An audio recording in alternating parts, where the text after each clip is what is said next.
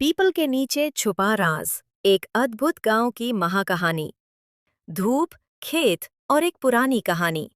उत्तर भारत के हरे भरे मैदानों के बीच पहाड़ियों की छाया में बसा था देवकुंड, एक खूबसूरत, शांत और अनोखा गांव। देवकुंड के बीचों बीच एक बहुत पुराना पीपल का पेड़ था। उसकी जड़ सी थीं जैसे सदियों से गांव के हर राज की रक्षक हों। अंशुल, जिसका दिल गांव से बड़ा था। इस कहानी का नायक था अंशुल, 16 साल का, उत्साही, जिद्दी और सपनों से भरा हुआ लड़का। अंशुल का स्वभाव थोड़ा अलग था।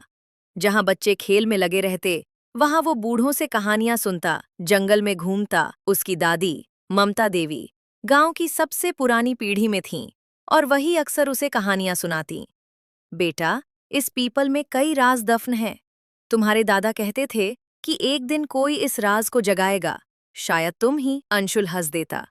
दादी, मुझे पता है, आप बस मुझे बहादुर बनाने के लिए ऐसा कहती हैं। एक दिन सुबह सुबह गांव में हलचल हुई। नगर से कुछ अफसर आए थे।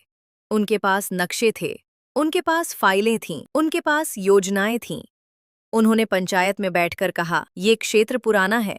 सड़क चौड़ी करने और नई बिल्डिंग बनाने के लिए कुछ पुरानी जमीनें खाली करनी होंगी, जिसमें पीपल का पेड़ भी शामिल है। गांव में खलबली मच गई। गांव के बुजुर्ग रो पड़े, औरतें एक दूसरे से फुसफुसाने लगीं। पीपल काटने का मतलब था गांव की पहचान खो देना। उसी रात दादी की तबीयत अचानक बिगड़ गई। अंशुल उनके पास बैठा था। दादी ने धीमी आवाज में कहा, अंशुल, पीपल को मत कटने देना। उसके नीचे तुम्हारे दादा का छोड़ा हुआ सबसे बड़ा राज छुपा है। अगर जंगल का वो राज बाहर आ गया तो देखना, गांव बदल जाएगा। कौन सा राज दादी, बताइए। दादी ने कांपते हुए अंशुल का हाथ पकड़ा। पीपल की जड़ के नीचे एक पत्थर है, उसे हटाना बस तुम कर सकते हो। उसमें तुम्हारे दादा का लिखा सच है। ये कहकर दादी ने आंखें बंद कर ली। अंशुल डर गया। अंशुल चुपके से घर से निकल पड़ा। हाथ में छोटी टॉर्च थी। दिल की धड़कन बढ़ी हुई थी। अंशुल नीचे बैठकर मिट्टी हटाने लगा। धीरे धीरे मिट्टी हटाई। एक पत्थर जैसा ढका हुआ लोहे का छोटा सा बक्सा दिखा। उसने बक्सा निकाला। सुबह होते ही अंशुल बक्सा लेकर अपने कमरे में गया। उसने ताला तोड़ा। अंदर से पुराने दस्तावेज निकले, पीले पड़ चुके। सबसे ऊपर दादा की लिखावट में लिखा था, जो भी इस बक्से को पाए उसे देवकुंड को बचाना होगा। यह पेड़, यह गांव, यह इतिहास सब खतरे में है। नीचे दादा की डायरी थी। अंशुल ने पढ़ना शुरू किया। दादा की डायरी, अतीत का सच। लगभग 70 साल पहले इस गांव में कुछ खजाना खोजने वाले लोग आए थे। वे समझते थे कि पीपल के नीचे सोने के सिक्कों का खजाना छुपा है। मैं तब जवान था और मैंने देखा कि वे लोग धरती खोद रहे थे, लेकिन उन्हें सोना नहीं मिला। उन्हें मिला एक चमकता पत्थर, एक ऐसा पत्थर जिसे उठाते ही आदमी बेहोश हो जाता था। वह कोई साधारण चीज नहीं थी, वह एक ऊर्जा का स्रोत था। गांव के पुजारियों ने बताया कि यह देव पत्थर है, वह पत्थर जो पीढ़ियों से गांव की रक्षा कर रहा है। हमने इसे फिर से जड़ के नीचे गाड़ दिया, क्योंकि अगर यह पत्थर गलत हाथों में चला गया, गांव खत्म हो जाएगा।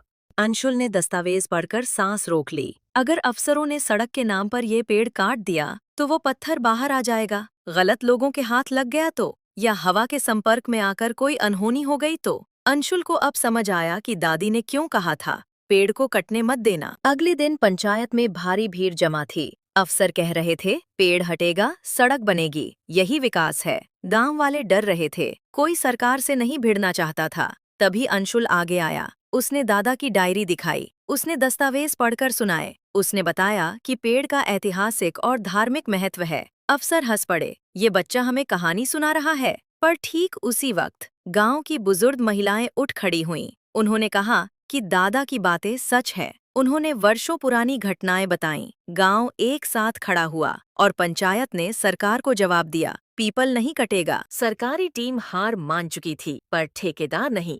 रात में कुछ लोग चुपके से आए, कटाई की मशीनें लेकर। वे पेड़ काटने ही वाले थे कि अंशुल ने यह देख लिया। वह दौड़कर चिल्लाया, रुक जाओ! लोग हंसे। चल हट बच्चे! एक आदमी ने मशीन चलाई और जैसे ही ब्लेड पेड़ को छुआ, तेज हवा का झोंका उठा। मशीन का ब्लेड टूटकर उड़ गया। कामगार डर कर भागे और पेड़ की टहनी से एक तेज रोशनी फूटी। अंशुल सन्न रह गया। वह दादा की डायरी याद करने लगा। देव पत्थर की शक्ति, गांव की रक्षा, क्या यही वह था? अगली सुबह वही देव पत्थर दिखाई दे रहा था। अंशुल ने उसे हाथ में उठाया।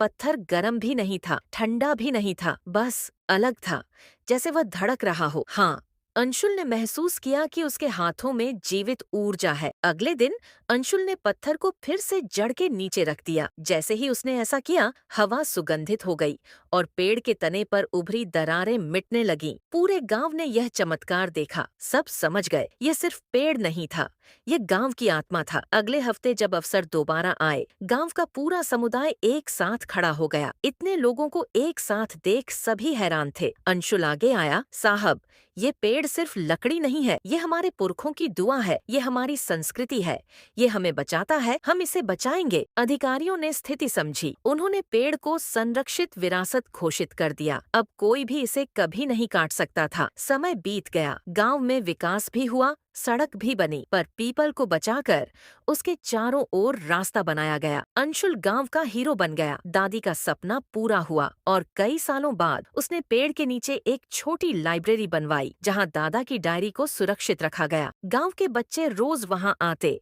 और अंशुल उन्हें कहानी सुनाता। जो अपनी जड़ें बचाते हैं, वही भविष्य बनाते हैं।